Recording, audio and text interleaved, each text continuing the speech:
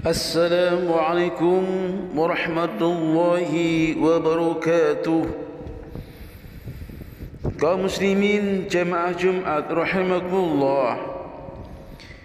Beberapa minggu yang lalu kita telah menjalankan kewajiban sekaligus hak kita sebagai warga Indramayu untuk turut berpartisipasi dalam menentukan masa depan Indramayu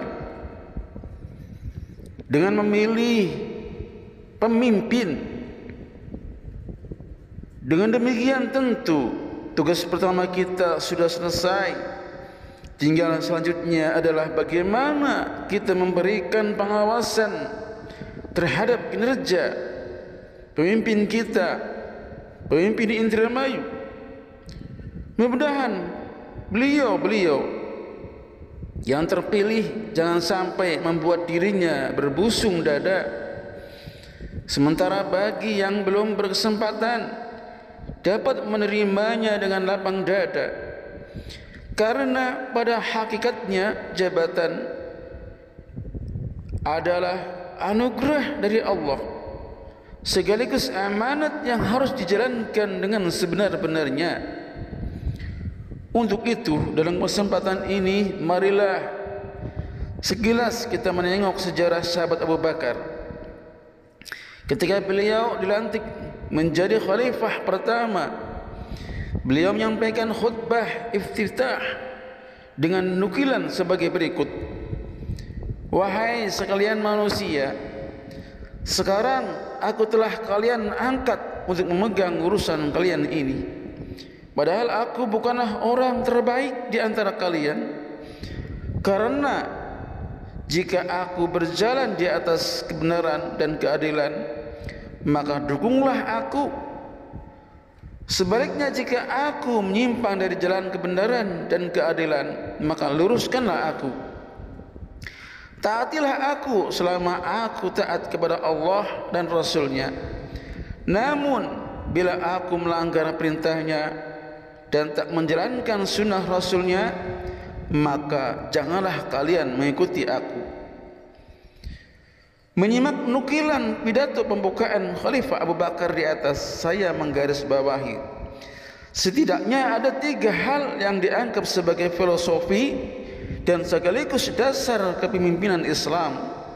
Pertama, bahwa jabatan bukanlah lembaga yang tersedia begitu saja untuk diisi oleh siapapun, melainkan sebuah pekerjaan amanah yang dipercayakan oleh rakyat. Karenanya dibutuhkan kriteria tertentu yang harus dipenuhi oleh seorang pemegang jabatan agar ia dapat melaksanakan amanat itu. Kedua, bahwa gagasan Islam tentang sistem kepemimpinan berhubungan erat dengan gagasan tentang kebenaran dan keadilan. Gagasan tentang kebenaran dan keadilan ini beliau kaitkan pula dengan menyampaikan kritik, dengan penyampaian kritik pengawasan sosial. Beliau berkata bahwa jika berlaku benar dan adil, maka umat diminta untuk memberikan dukungannya. Jika tidak, maka umat boleh memperbaiki dan meluruskannya. Ketiga, beliau menunjukkan akhlak mulia seorang pemimpin, bahwa beliau hanya mau diikuti dan ditaati rakyat sepanjang beliau sendiri patuh dan taat kepada Allah dan Rasulnya. Tetapi beliau menolak diikuti dan ditaati rakyat bila ternyata beliau sendiri melanggar perintah Allah dan Rasulnya. Selain Khalifah Abu Bakar, kita juga bisa berkaca kepada Khalifah Umar bin Abdul Aziz. Ketika beliau diangkat menjadi khalifah, bukannya sukacita, luapan kegembiraan tak terkendali, tapi justru beliau berucap inna lillahi wa inna ilaihi raji'un. Kedua khalifah di atas sungguh telah menunjukkan suri teladan yang baik yang patut kita teladani bersama.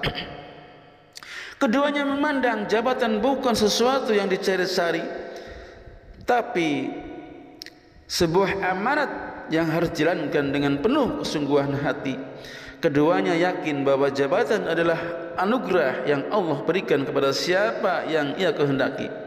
Allah Maha Kuasa dan Maha Tahu siapa yang pantas menerima amanah dan anugerahnya.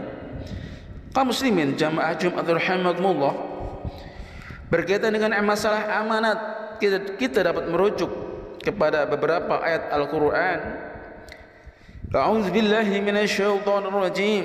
Inna aradna al-amanata 'ala as-samawati wal ard wal jibali fa'abayna an yahmilnaha washfaqna minha wa hamalaha al-insan innahu kana zaluman jahula.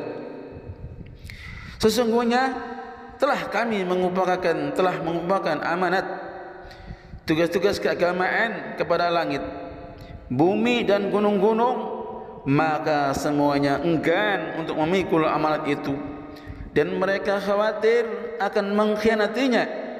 Dan dipikulah amanat itu oleh manusia. Sesungguhnya manusia itu amat zalim dan amat bodoh.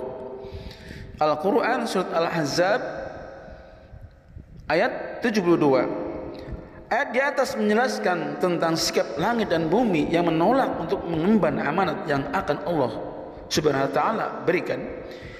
Penolakan itu didasarkan pada kekhawatiran kedua makhluk Tuhan itu. Mereka takut nanti mengkhianati amanat yang agung tersebut. Akhirnya amanat itu diterima oleh makhluk yang namanya manusia. Para ahli tafsir berbeda pandangan dalam menentukan arti amanat pada ayat di atas.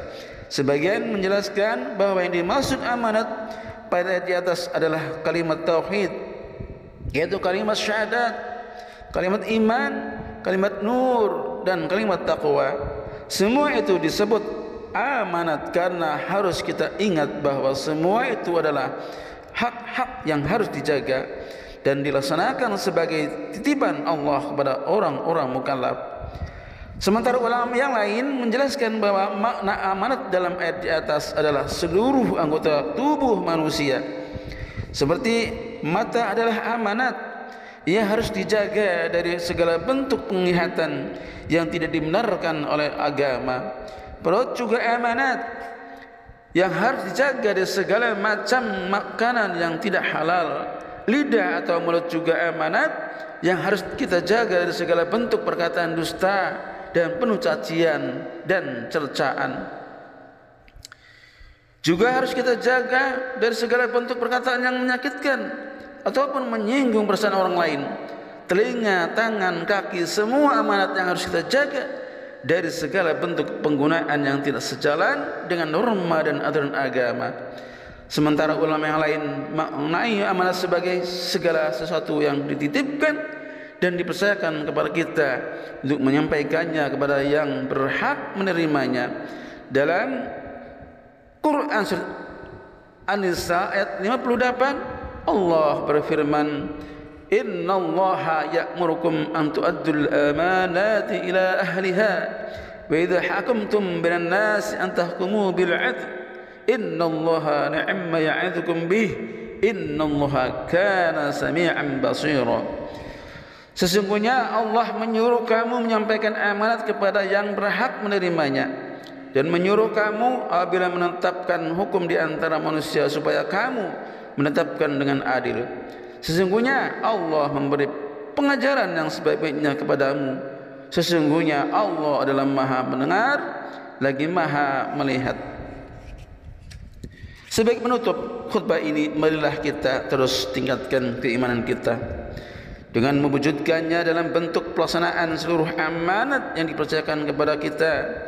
Sekecil apapun amanat itu, baik amanah antara Allah dengan kita sebagai hamba maupun amanah yang diberikan oleh sesama manusia, tentu kita juga berharap bahwa pemimpin-pemimpin kita yang telah kita pilih adalah orang-orang yang memiliki sifat amanah yang tinggi. Dengan demikian, Indramayu yang kita cintai ini akan menjadi amanah, aman, tentram dan sentosa. Barakallahu li wa lakum fil Qur'anil azim wa nafa'ani wa iyyakum bima fihi minal ayati wa dzikril hakim. Aqulu qali hadza wa astaghfirullah li wa lakum wa lisa'iril muslimin min kulli dhanbin fastaghfiruh innahu al-ghafurur rahim.